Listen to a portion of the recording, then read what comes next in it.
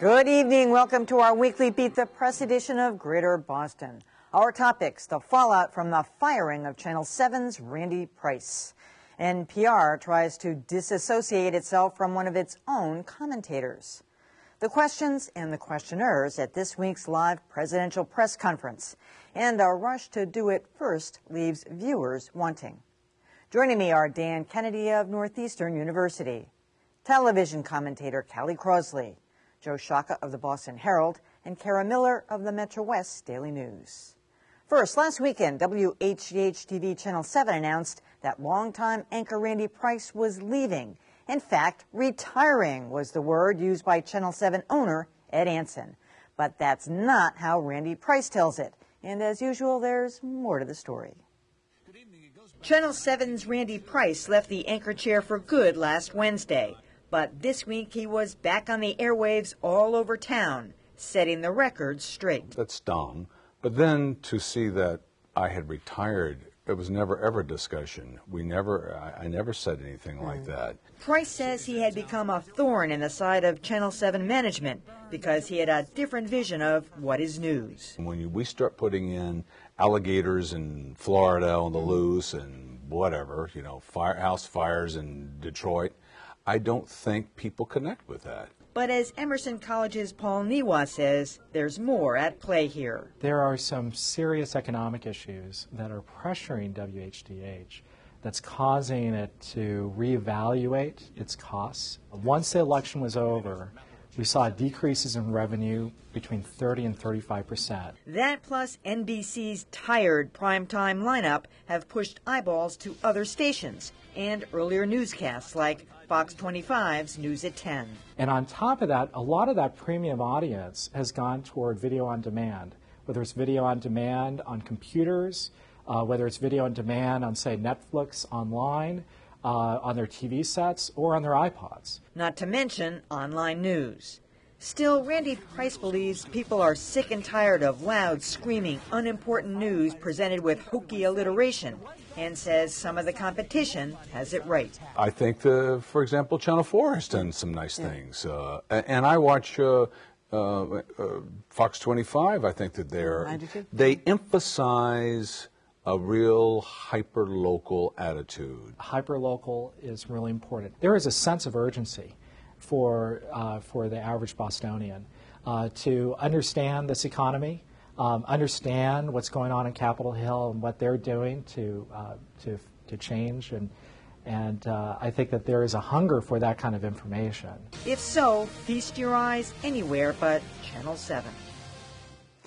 First of all, I have to say, listening to Randy Price this week, and he was on the radio, he would talk to the newspapers, he came here, it was so refreshing to hear the kind of honesty that came from him.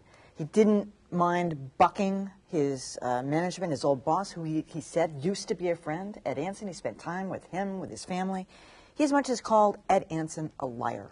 He said that retirement was never discussed, and that Randy even talked about other things that he wanted to do with his life, and he was pushed out the door. He wasn't ready to leave the station. He didn't want to leave the station, had a contract until 2012. So this was management's decision right down the line.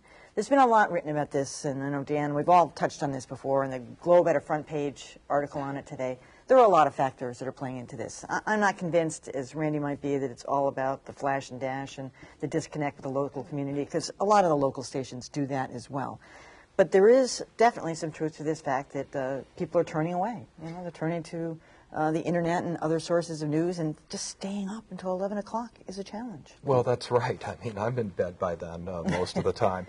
I think Randy Price is a pretty good anchor, and before I say anything else nice about him, I do want to say I do think he's been a little bit disingenuous. You look at his comments this week, you'd think that he hadn't been the anchor of a tabloid news program for all these years. In fact, he has been.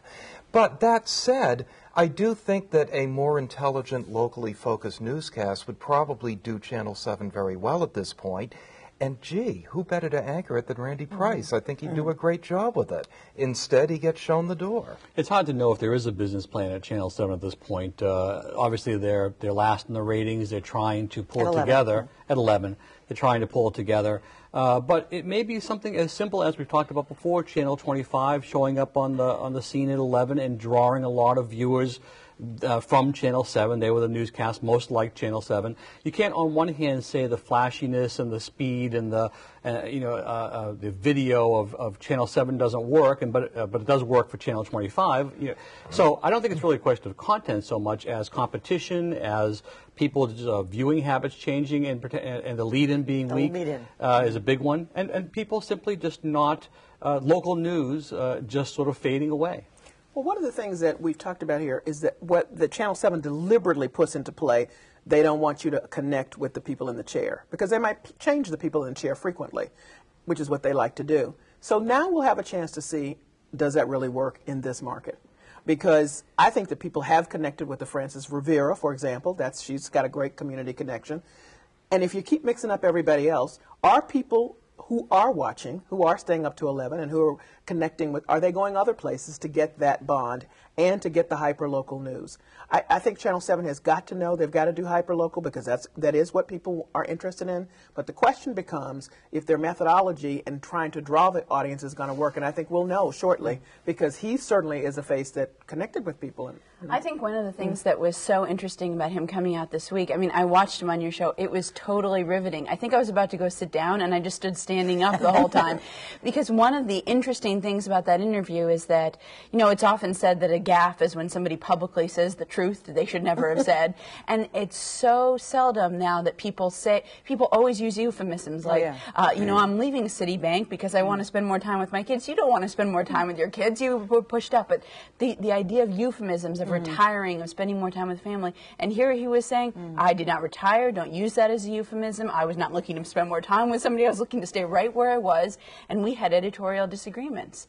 So I thought that was fascinating. And I think the tabloid thing has gone too far in their newscast, and they're going to have to dial it back some and think about how to reinvent this instead of go further in the direction they've already gone. Well, interesting what Paul New was saying about hyperlocal was different than what I see their perception of it being. I mean, he's saying how the stimulus package relates to us, the things that are going on Beacon Hill, and how that relates. They're not covering those kinds of things. They're covering two-bit, hijackings and robberies and two-bit fires and. But they're trying to keep your attention. They're trying to keep your attention for 10 minutes of their newscast. They can just hold on to people for the A block. They're happy because people are fading so quickly from these local newscasts. They can't keep people to stay through the newscast. They've got to capture them. They've got to do it. That's why they're moving weather up to the first few minutes. And they're moving sports up. Bottled water. That said, so much of this, we look at this as if we're examining the entrails of sheep under the full moon to try to figure out what's wrong with the ratings.